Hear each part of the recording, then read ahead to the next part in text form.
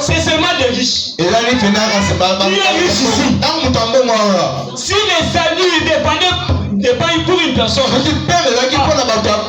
donc pour le recevoir, il faut donner l'argent. Ou bien il faut que tu sois l'enfant d'un tel. Mais moi ici, je suis l'enfant de qui? Un rejeton. Amen. Ici, il l'a pris et nous donner le souffle de vie. Ce matin,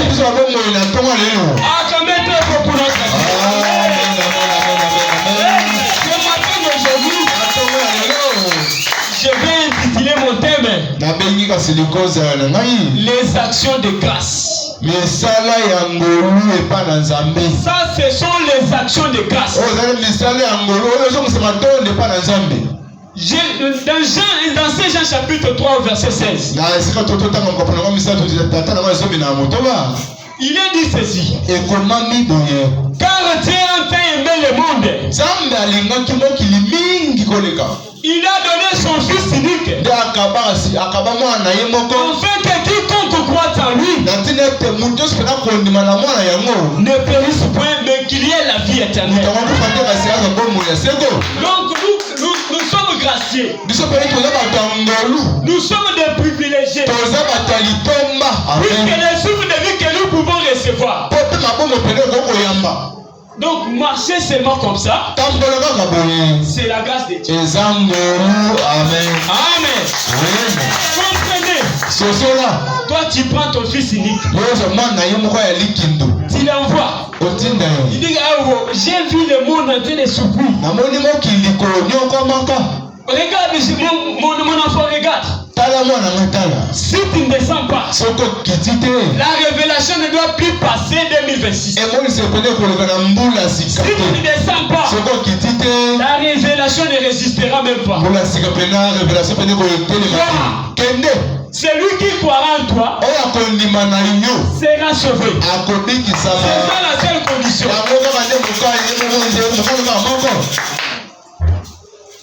Car Dieu a tant aimé le monde qu'il a donné son fils unique, afin que quiconque croit en lui ne périsse point, mais qu'il y ait la vie éternelle. Dieu en effet n'a pas envoyé son fils dans le monde pour qu'il juge le monde. Jésus-Christ n'a été jamais envoyé pour juger le monde. Pour dire que toi, comme tu es pécheur, ne viens pas chez moi. Toi, comme tu es pécheur, tu es volé, je ne peux pas te sauver. Là, tu exerces un jugement devant un homme. Mais il était venu. Jésus-Christ n'a été jamais envoyé au monde pour juger le monde.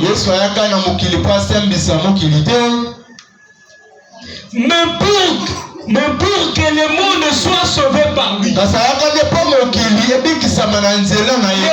aujourd'hui est sauvé par Jésus-Christ. Ce n'est pas par le nom d'une personne. C'est par le nom du Seigneur Jésus-Christ. Je me souviens quand il était sur la croix. Lorsqu'il a vu que les douleurs étaient vraiment très profondes. Il pouvait aussi craindre quand il avait aussi cette chair. Il a dit quoi?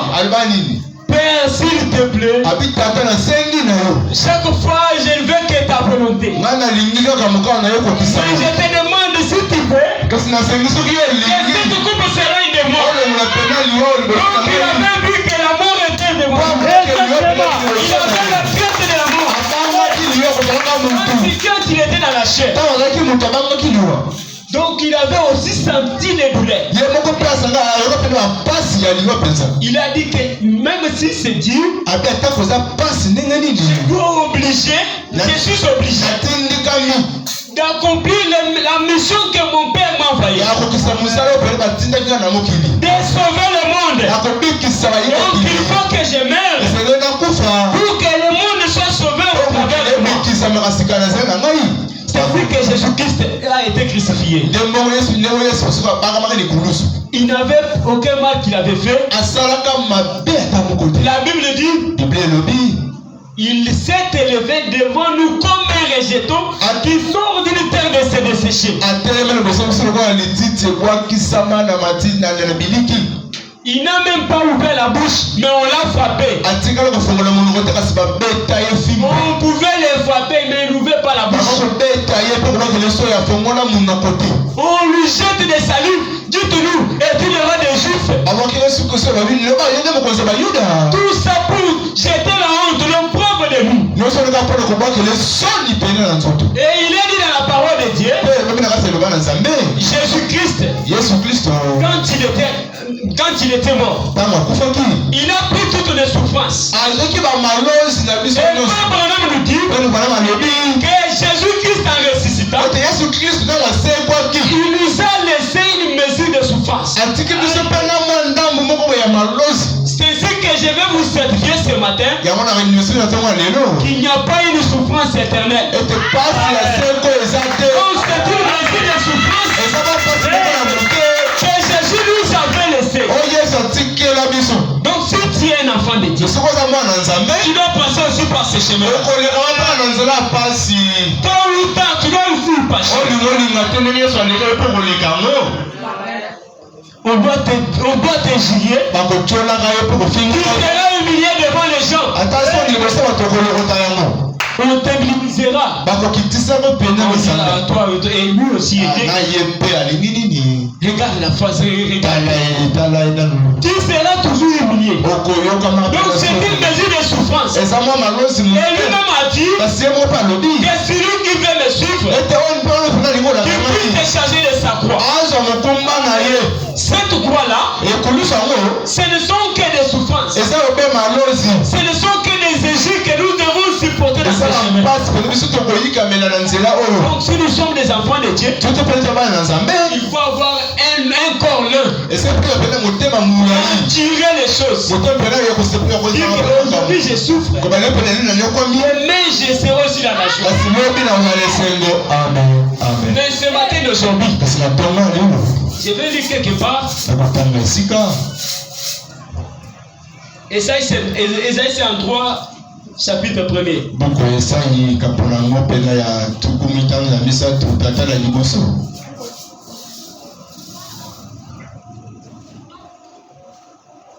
Je dis bien le Esaïe chapitre 33, verset 1er. Qui a cru à ce qui nous a été annoncé? Qui a reconnu les bras de l'Éternel? Ce matin, qui a reconnu à ce qui nous a été annoncé dans Jean chapitre 3? Car Dieu a tant aimé le monde, il a donné son fils. Qui a reconnu ça ce matin? Aucun remerciement, aucun signe de reconnaissance. Mon sujet ce matin, c'est les actions de grâce. Puisque nous sommes vraiment à la fin de l'année.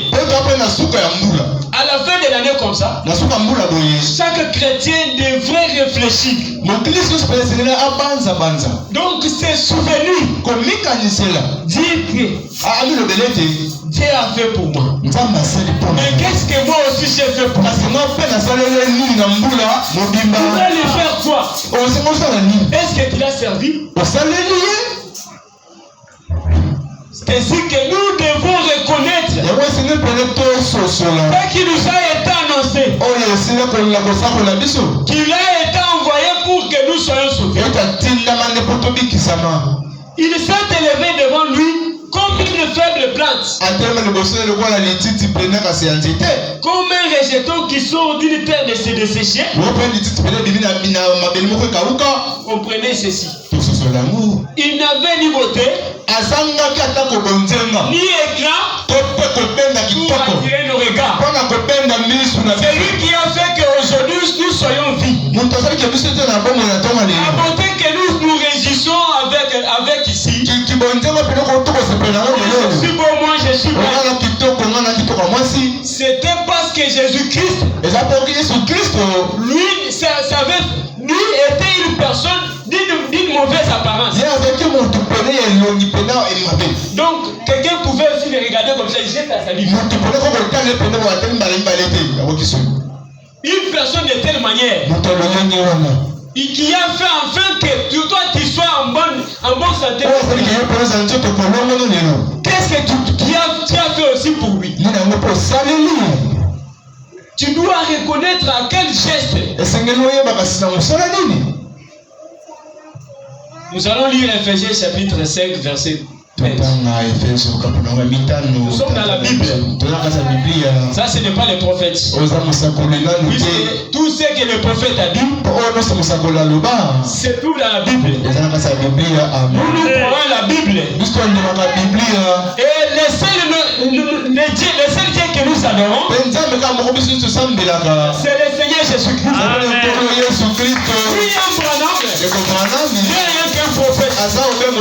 Peut-être les photos peuvent vous tourmenter, mais nous n'adorons pas les photos. Que vous voyez là-bas, ce sont des souvenirs. Nous parlons aussi des souvenirs aujourd'hui. On se souvient que Dieu avait envoyé un prophète. Lorsque nous regardons cette photo, on ne voit pas le prophète, mais on voit la colonne de feu. Qui est au-dessus de sa tête, a conduit les Israélites à la maison.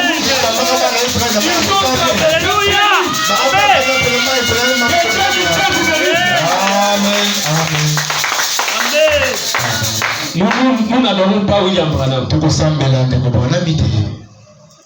Nous adorons le seul Dieu qui est le Seigneur Jésus-Christ. Amen. Amen. Nous sommes dans Ephésiens chapitre 5 verset 20.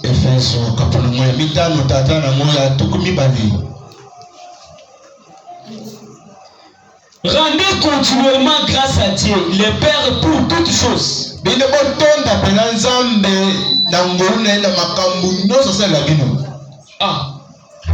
Rendez continuellement grâce à Dieu, le Père, pour toutes choses. Donc, en toutes choses, il nous a protégés durant toute l'année. Qui peut me dire que depuis janvier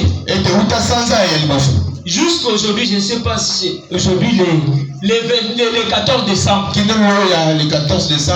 il n'y a pas eu de mort. S'il n'y en avait pas, personne peut lever même les doigts. Il n'y a pas eu de malade. Il n'y avait pas eu des accidents. Tu n'as été pas épargné quelques jours. Souviens-toi quand tu manquais. Tu manquais même un boulot. Mais c'est Dieu ici, en marchant, il t'a mis dans les bras d'une personne. Aujourd'hui tu travailles. Qu'est-ce que tu as fait pour ce Dieu? Qu'est-ce que tu peux faire pour ce Dieu? Puisque nous sommes dans le mois de décembre.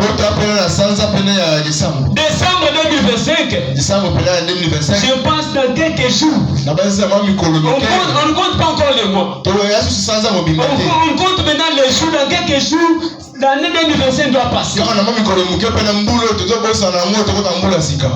Tu as aussi quoi à remercier à ce Dieu-ci. Nous les chrétiens, nous devons être reconnaissants dans de petites choses. Le souffle de vie qu'il nous donne. Puisque la respiration seulement, ça fait mal. Moi quand je pense Mon père était malade. Le problème de la respiration.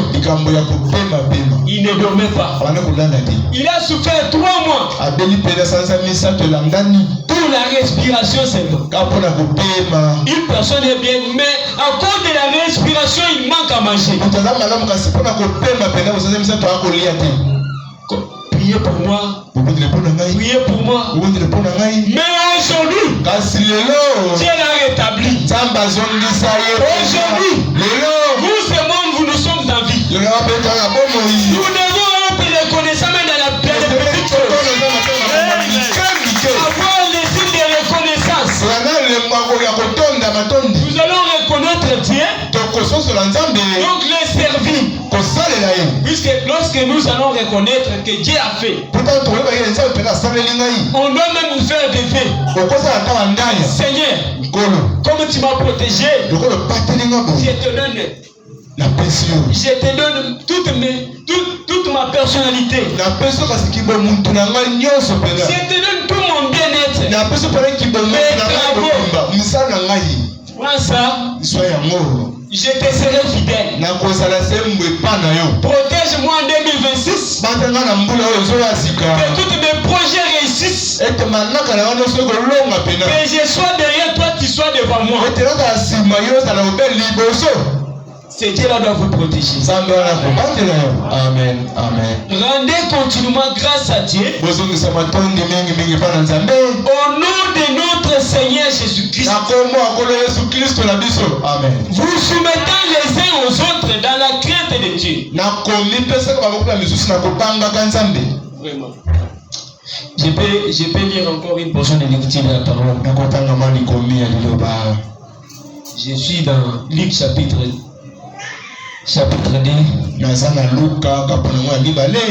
Marie était une femme reconnaissante. Quand elle a trouvé grâce, quand elle a eu la grâce devant Dieu, de mettre au monde le Seigneur, vraiment, elle a été reconnaissante. Elle a chanté un cantique. Nous sommes dans Luc chapitre 1er, au verset 46. Et Marie dit, comprenez les paroles de Marie. Mon âme exalte le Seigneur. Amen. Et mon esprit se réjouit en Dieu mon sauveur. Parce qu'il a jeté les yeux sur la baissesse de sa servante. Amen. Dieu t'a protégé, n'a pas regardé ta famille. N'a pas même regardé tes erreurs. N'a pas même regardé comment tu t'es égaré dans son chemin. Mais enfin, après tout cela, toi tu restes toujours calme. Jamais. Dès aujourd'hui, je vous certifie. Soyez reconnaissants dans des petites choses. Puisque pour que Dieu nous fasse des grandes choses, il faut que nous soyons des reconnaissants dans des petites choses. Nous protège, nous les remercions. Amen. Donc dans la fin de l'année comme ça, tu prépares aussi une offrande. Tu prépares même un taureau. J'ai dit bien un taureau. Un taureau pour offrir à Dieu. On voit le jour de la première, du 1er janvier. Il vient avec un taureau. Amen. Je suis venu offrir aussi pour ce Dieu. Un signe de remerciement. Tu viens avec ton argent. Tu as fait une prière. Et cette prière l'a accompagné de vœux. Vraiment, je suis venu aussi offrir à mon Dieu le bien qu'il m'a fait. C'est Dieu là doit te récompenser.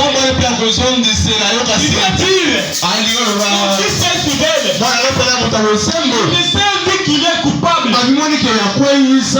qu'il est fini, renouveler le vœu. Je me souviens le 1er janvier, les autres avaient fait une prière disant ceci: Seigneur, si tu me gardes, je te serai fidèle. Si tu me gardes durant toute cette année, je te serai loyal. Je te servirai même tant que je suis malade. Mais en arrivant pour les servir, c'est le moment de retourner. Donc retourner et penser de ce que Dieu a fait pour moi toute cette année. Et ce que toi aussi tu as fait aussi à Amen. Chercher à récolter quelque chose pour remercier ce Dieu.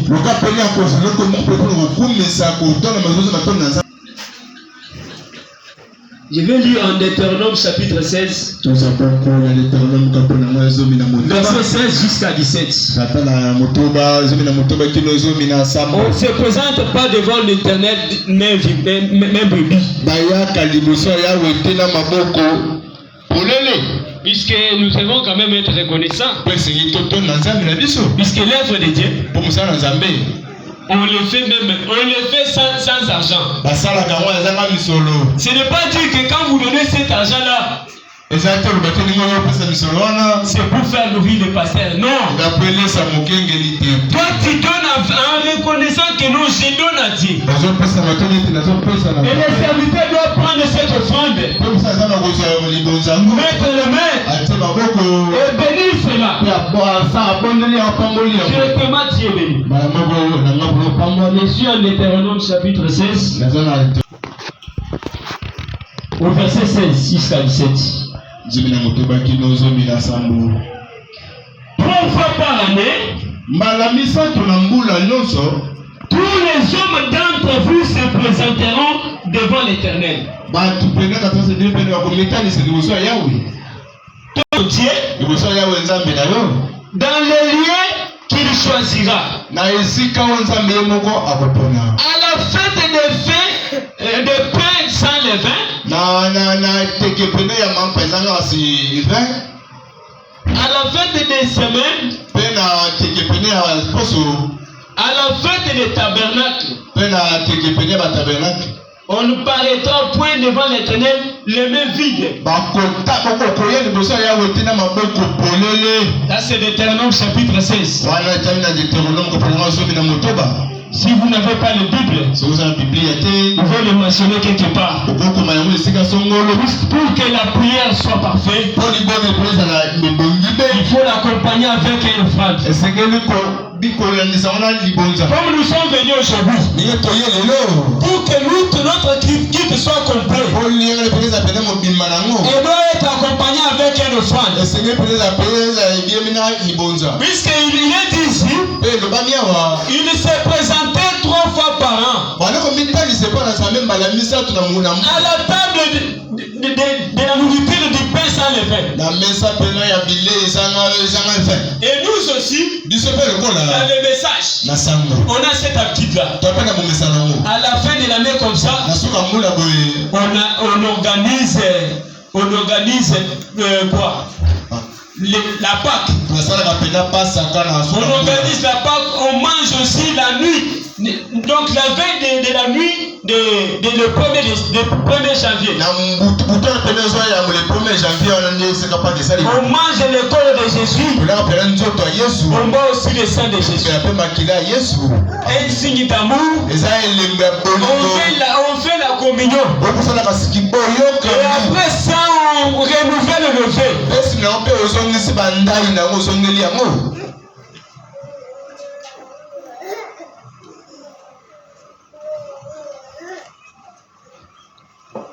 On ne paraîtra point devant l'Éternel les mains vides. Chacun donnera ce qu'il pourra. On n'a pas dit que non, vous allez donner 10 000 $. Tout ce que tu as. L'offrande, c'est donner ce qui est dans ton cœur. Tu donnes avec tout ton cœur. Ce n'est pas parce que le pasteur a dit de donner, mais tu donnes l'offrande avec tout ton cœur. Pour être béni.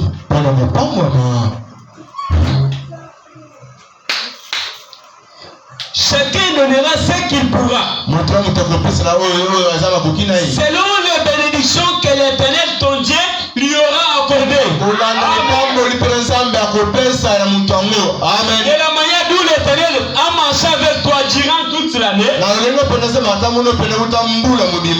Donc, c'est toi qui connais quelle offrande que tu peux donner à ce Dieu. S'il t'a béni, grandement béni, tu dis que non, je vais venir avec 1 000 $. Tant pis. Ça ne regarde pas le pasteur. Donc c'est le problème d'individualité. Amen, amen.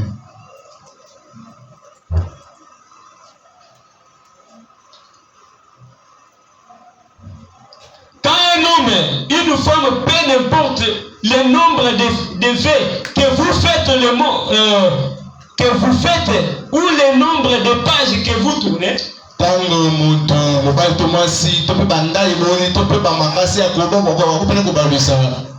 lorsque tu as fait lever à ton Dieu, Seigneur, je te serai fidèle. Seigneur, je te serai loyal. Dans chaque jour où il y aura quitte, je serai aussi là. Mais si tu n'arrives pas à accomplir tes faits-là, tu n'as pas encore rencontré Dieu. Puisque pour rencontrer Dieu, Dieu doit te rassurer. Donc les jours de quitte, tu ne dois plus te sentir à l'aise. Je dois partir. Pour faire même la parole, il ne faut même pas qu'on te dise que non, mon frère, ce que tu as fait là, ce n'est pas la parole de Dieu. Donc toi-même tu es rassuré.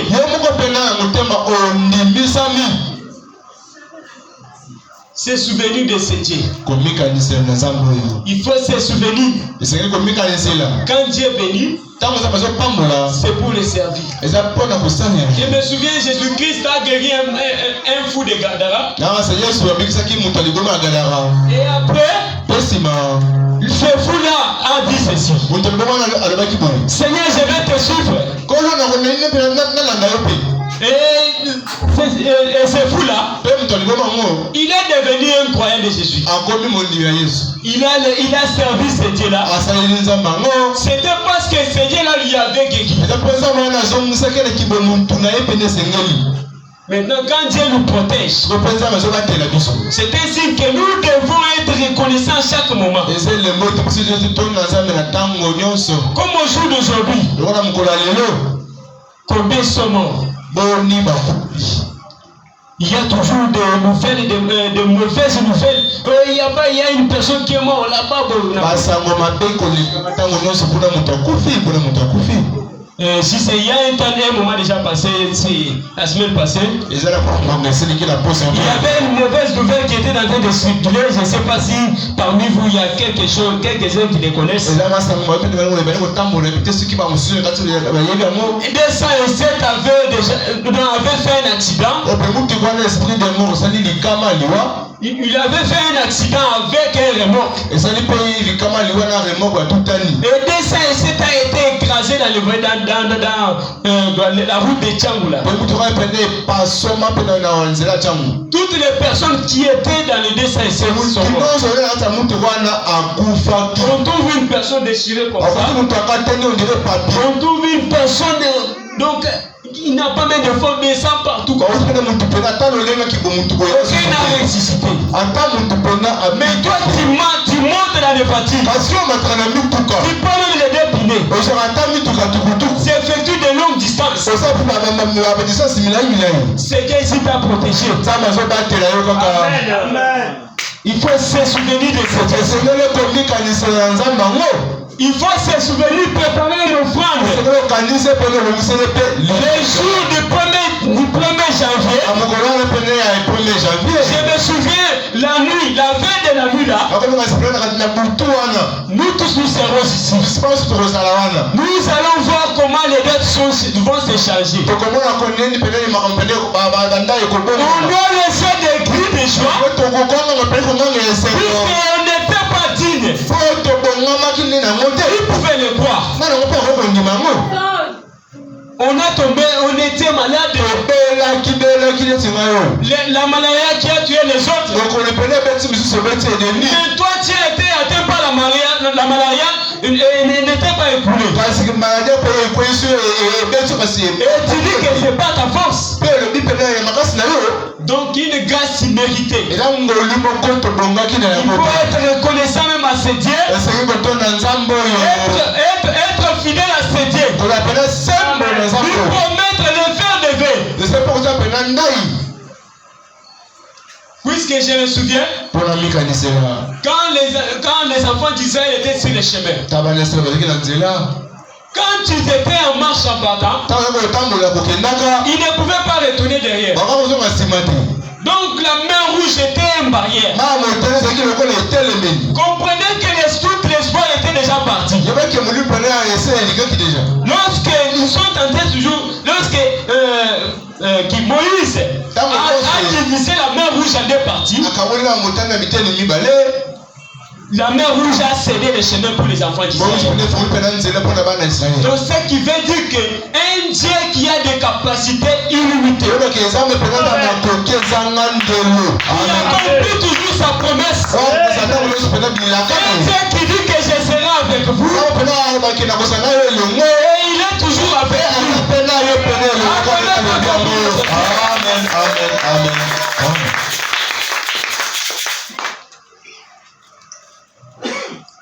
Je suis en train de voir, toujours dans ce mois-ci, je pense que le 25 c'est le Noël. Les fêtes de Noël. Les hommes sont en train de préparer des cadeaux pour les enfants. Les autres sont en train de préparer les cadeaux pour les parents. Mais nous les chrétiens, on doit offrir notre vie à Jésus comme un cadeau. Enfin que si c'est le 25 décembre,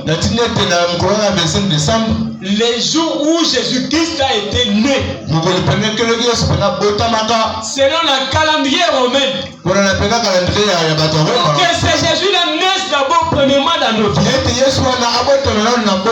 n'est pas qu'en parlant toujours verbalement comme ça, on ne voit pas que Jésus-là dans ta vie. Si Jésus est né dans ta vie, donc tu es intouchable. Tu es intouchable. Tu ne peux pas te plaindre devant les gens. Il y aura des temps où tu seras malade. Toi-même tu es rassuré de ton Dieu. Toi maladie quitte la mon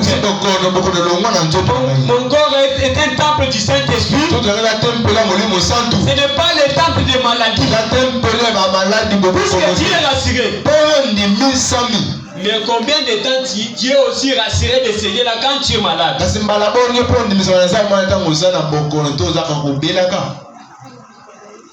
Réfléchissons nous voir.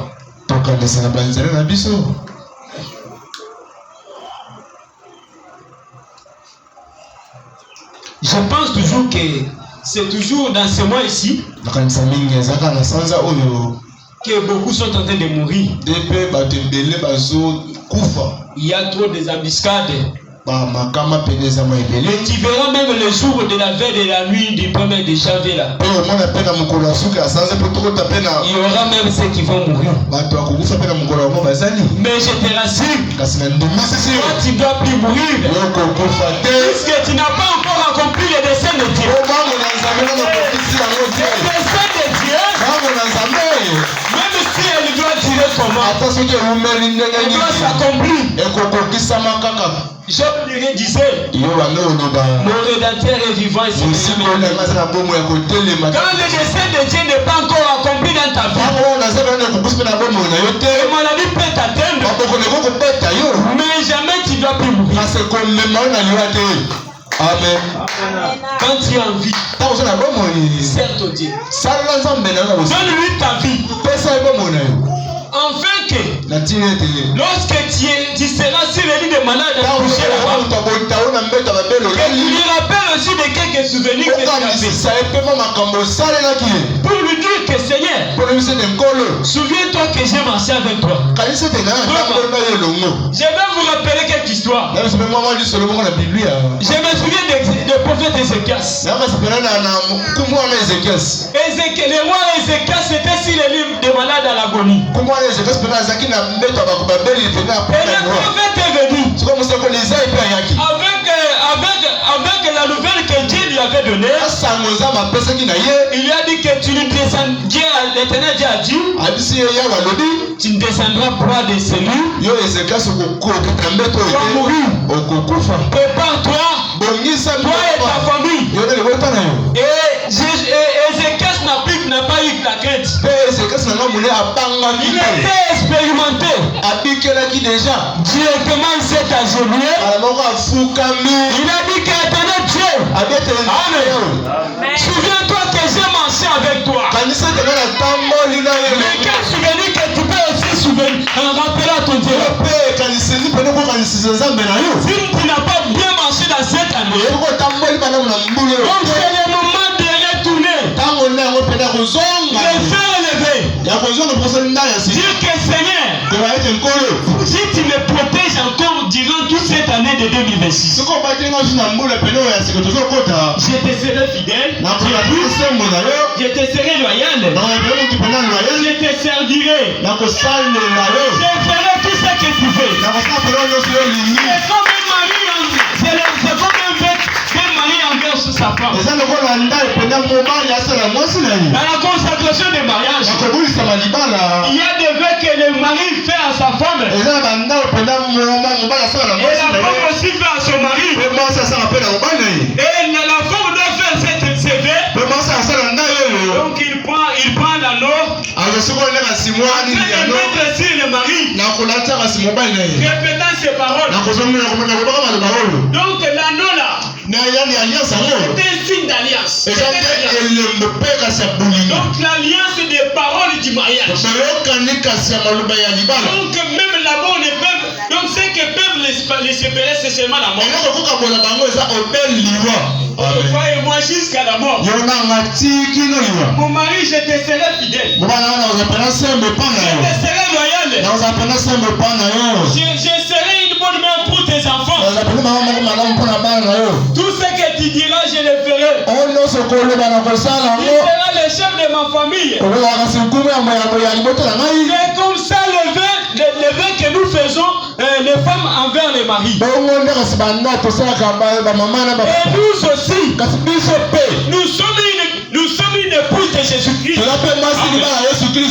Une épouse qui se prépare à l'enlèvement. Amen. C'est pour cela, Alléluia. le même vœu qui est fait dans la nature est fait aussi spirituellement. Donc le vœu que nous allons faire avec notre offrande est une d'alliance. Seigneur, je te serai serai fidèle. Je serai ton bon serviteur. Que ça soit le haut ou le bas. Je serai toujours fidèle. Même dans les mauvais moments. Même dans les bons moments. Je m'attacherai toujours. Mais il faut tirer beaucoup d'attention. Il faut tirer beaucoup d'attention avec les vœux que nous faisons. Et c'est seulement ce vœu-là. Il faut nous lever. Si tu ne marches pas conformément au vœu que tu as fait, sache que ce vœu-là soit délié. C'est pour cela aujourd'hui, beaucoup tombent malades. N'arrivent pas à comprendre que c'est quoi. À travers des vœux qu'ils avaient fait. Ils en avoir. C'est le thème de l'action de grâce. Nous devons vraiment nous enseigner comment reconnaître le bien de Dieu. Comment donner l'offrande à notre Dieu. Vraiment, ça fait du bien. Amen. Ça fait du bien puisque peut-être on était en ignorance. On ne le savait pas. Les paroles que nous prononçons dans les prières. Ne croyez pas que vous balloquez devant un vent comme ça. Dieu est en train d'écrire une boucle. Un jour, c'est lui là. Les prières que tu avais fait devant ton passage. On doit te présenter ça. Regarde, à tel âge tu avais dit ceci. Regarde ce que tu avais fait. À tel âge, à l'âge de 20 ans, tu avais dit que Seigneur, je ne commettrai pas ceci, je ne ferai pas cela. Regarde ce que tu avais fait. Mais malgré tout ça, quand j'avais ma miséricorde était toujours avec toi. Mais tu n'as pas reconnu. Il faut tirer beaucoup d'attention avec le vœu que nous faisons. Puisque ce sont ces vœux-là qui vont nous nourrir pour que tes activités marchent. Il faut être dans les droitures avec Dieu. Il dit que Seigneur, tu es mon Dieu, il est ton Dieu. En dehors de Dieu, il n'y a pas un autre Dieu. Donc c'est lui le même Dieu. Donc, si tu as cru à Dieu, je me souviens, lorsqu'on amène une personne aux œuvres du baptême, ne croyez pas que plonger une personne dans l'eau et revenir saisir une simple vraiment calcul. Jamais. Il faut tirer beaucoup d'attention. Donc tu meurs avec Jésus. Quand on te pose dans l'eau, tu meurs avec Jésus. Et lorsqu'on te réveille, donc tu te réveilles avec Jésus-Christ.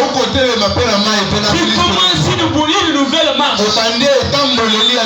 Mais toi regarde dans ta vie. Et puis qu'on t'a baptisé, est-ce que es-tu fidèle à ton Seigneur? Et t'es-tu dégoûté ou bien tu es toujours sur les chemins? Tu ne sais pas pourquoi les activités ne marchent pas. C'est parce que tu as pris la décision. Tu as pris la décision brutale d'être baptisé. Mais tu n'arrives pas à accomplir tes décisions. Je vais te demander aujourd'hui d'être toujours loyal à nos décisions. Si ta vie n'est pas conforme à la parole de Dieu, c'est le temps. Puisque le jour du 1er janvier, on renouvelle les vœux. On n'avait pas marché bien. On renouvelle nouvelle levée envers Jésus-Christ. Et on reprend encore la décision d'être rebaptisé. Donc on doit être rebaptisé pour avoir une bonne vie. Je pense que 2025, je n'avais pas bien marché. Je voulais commencer une nouvelle marche. Maintenant, aide-moi. Donc tu dois commencer à méditer ces paroles-là aujourd'hui. Maintenant, aide-moi afin que je puisse marcher en conformité avec tes commandements. Seigneur, soutiens-moi. Soutiens-moi afin que je puisse être loyal. Regarde que je prends l'engagement, que je prends encore l'engagement d'être rebaptisé. Parce que j'ai vu que je n'étais pas fidèle. Soutiens-moi, Seigneur. Aide-moi, Seigneur. Seigneur a t'aider. Puisque quand on est baptisé, il faut naître encore de nouveau. Lorsqu'on naît de nouveau, on est rempli de l'esprit de Dieu. Jamais on ne commet pas encore de péchés. Peut-être tu peux commettre des erreurs.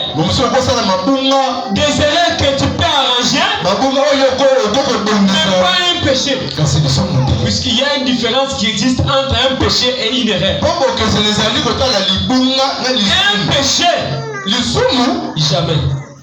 Un péché pour un croyant. Un enfant de Dieu qui est rempli du Saint-Esprit. Ça n'existe pas. Un enfant de Dieu qui est rempli du Saint-Esprit, il commet toujours des erreurs. Donc, il savait que non. Bon, peut-être mentir c'est un péché. Mais lui, c'est tout. Il connaît tout cela. Il les pratique. Donc il évite tout ça chaque jour. Mais il s'est fait qu'il a commis une erreur en ignorance. C'était comme David. David était un homme qui commettait les péchés et qui pensait, qui retournait dans ses voies. Il retourne à Dieu. Seigneur, je reconnais que j'ai péché. Donc un enfant de Dieu est celui qui fait un mal qui reconnaît. Vraiment. Amen. Je vais lire Psaume chapitre 100, verset 5. Aujourd'hui, je dois plus lire les prophètes, c'est toujours la Bible.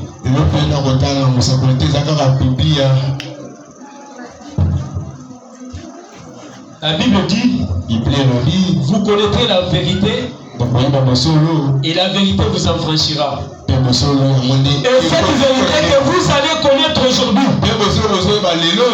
de comment offrir à Dieu de bons sacrifices. N'oubliez pas cela.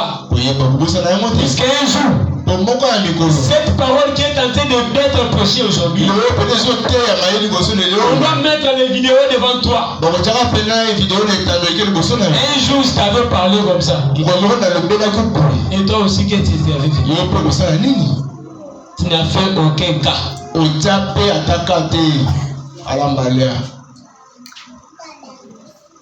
Je suis dans Psaume chapitre 100, verset 5. J'étends déjà à la fin. Mon thème, c'est les actions de grâce. Ça, c'est les serviteurs de Dieu David qui est en train de prier son psaume. Vous tous, habitants de la terre, servez l'Éternel avec joie. Amen. Vous tous, habitants de la terre, vous tous, croyants de la Dieu avec joie. Venez un peu à l'église en sa présence. Dans la maison de Dieu, on ne peut pas venir. Toujours. Même si tu es malade, Dieu, on ne peut pas être ça. Devant Dieu, donc on chante. Là-bas, tu sautes. Tu vas courir. Tu vas se sauver. Tu vas jusque là-bas. Dieu dans la joie. Puisque le Seigneur t'a donné les choses. Amen.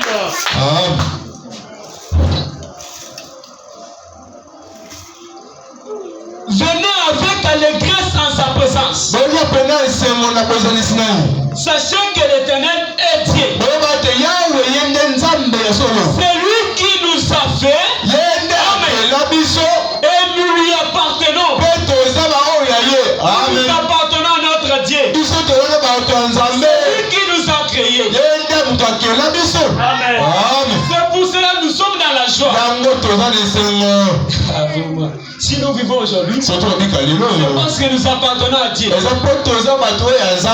Nous sommes son peuple. Et les troupeaux de son pâturage. Es-tu dans la joie ce matin? Manifester cela par l'église. Nous sommes les troupeaux de sa présence. Nous sommes les enfants de Dieu. Un enfant du roi. Donc même si je manque. Non. Personne ne peut pas le savoir. Donc je suis là vraiment, même 10 fois je n'en ai pas.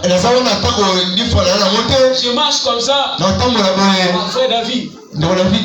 Que Dieu bénisse. Amène-moi même 5 000 fois. Si je te dis que je manque, tu ne peux pas me dire. Je suis un enfant du roi. Je ne peux pas marcher en être effrayant. Je suis un enfant de Dieu. Je sais que si je manque aujourd'hui, je vais tout vivre. Si je manque à lui,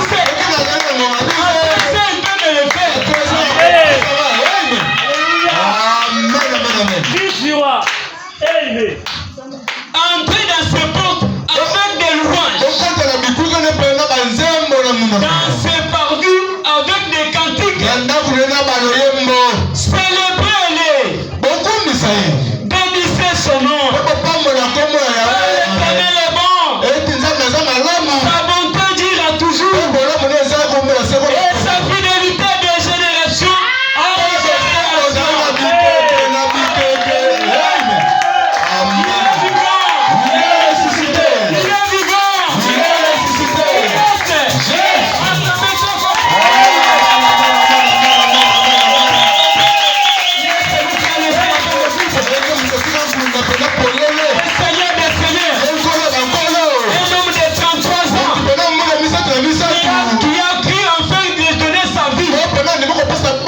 Il a pris les risques de sa vie pour prendre ta place et jouer sur la croix.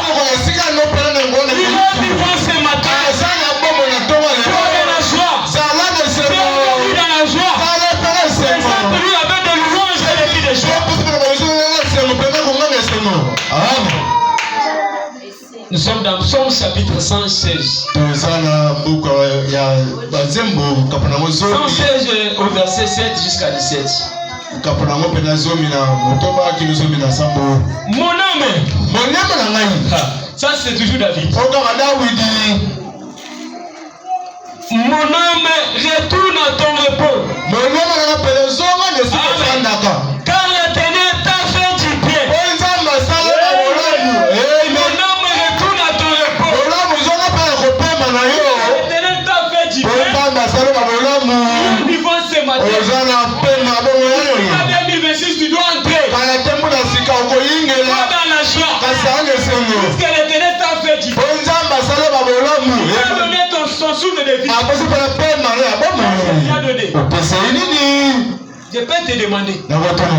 Si aujourd'hui Les salis dépendaient d'une personne. Ou bien dépendaient de l'argent. Combien d'argent vous aurez à donner? Puisque des fois on trouve les 5 000, on mange toujours. Mais comment est-ce que si c'était pour l'argent, vous et moi nous ne serions jamais ici? Ceux qui pouvaient vivre aujourd'hui, je peux penser que c'est toujours les gouverneurs, les présidents. Mais comme les saluts, ça dépend de l'éternel Dieu lui-même. Il fait grâce à tout celui qui fait. C'est pour cela qu'il t'a fait grâce. Il m'a aussi fait grâce. Mon âme retourne à ton épaule. Car l'éternel t'a fait du bien. Oui. Tu as délivré mon âme de la mort. Combien de fois tu as été épargné? Il faut réfléchir. Chercher une offrande. On ne se présente pas devant Dieu même bébé. Viens de lire avec vous un Deutéronome ici. On dit chacun doit venir avec tout ce qu'il a. L'offrande seulement, ce n'est pas seulement l'argent. Bon, si tu n'as pas quelque chose, tu viens toi-même. Tu te fais une offrande. Toi-même tu fais une offrande. Donc quand tu te fais une offrande, c'est-à-dire tu consacres ta vie à Dieu. Vous savez ce que Pierre avait dit. Ah vraiment, ça a coûté beaucoup. Ça a coûté beaucoup. Puisqu'un homme de cette génération ne peut pas le faire. Tu abandonnes les travaux qui peuvent te donner à manger. Pierre était un pécheur de façon. Mais Jésus l'a rencontré là-bas. Il lui appelle. Pierre, viens. Jette ton absent. Vraiment. Je vais te faire un pécheur d'homme. Amen. Amen. Amen. Mais Pierre, Jésus-Christ n'avait pas quelque chose à donner à Pierre. Dis-moi, qu'est-ce que Pierre avait vu? Il y a pas d'étrange en Jésus-Christ. Abandonnez tout. Et d'ailleurs, Jésus-Christ, il avait un langage décourageant. Donc, si tu n'es pas vraiment fervent, tu dois retourner. Après avoir mangé tout, et multiplié le pain et tout, Jésus-Christ se tient là-bas. Il dit, si vous ne mangez pas mon corps ici, et si vous ne buvez pas mon sang, vous n'êtes pas digne de moi. Ça crée des troubles dans le il a multiplié le pain ici. Il a même multiplié le poisson. Nous avons mangé. Mais nous vient qui nous dit que celui qui ne mange pas mon corps et le sang n'est pas digne de moi.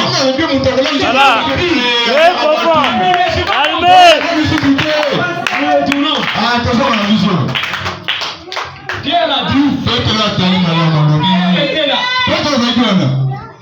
Jésus regarde. Il dit à Pierre. Mais vous là, les autres sont partis. Mais pourquoi vous aussi vous ne partez pas? Alléluia. Amen. Alléluia. Avancez. C'est Pierre à qui irons-nous? À qui irons-nous? Pose vers toi. C'est la parole où il y a la parole. Amen. Amen.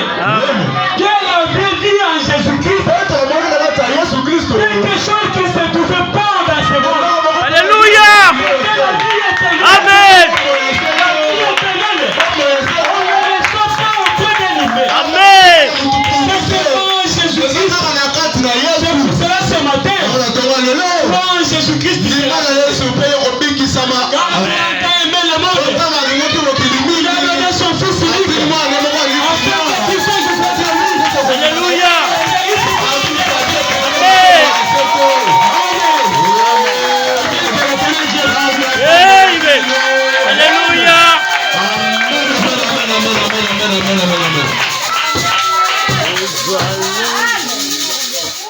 Lève-toi debout. Lève-toi debout, nous allons prier. Nous allons prier. Nous savons tous écouter la parole de Dieu. Cette parole n'est pas sortie en vous. Parce que Dieu dit, je leur ai envoyé la parole. Et la parole est avec vous. Et la Bible dit que l'homme ne vivra pas de pain seulement, mais de toute parole qui sort de la bouche de Dieu. C'est ainsi qu'aujourd'hui, le sujet d'aujourd'hui, c'est les actions de grâce. Réfléchissons à nos âmes. Sunga bobolanga banana yo mokokolo kama corona ye pona lolelo te corona ye kwekelo kama yo corona ye sunga bobolanga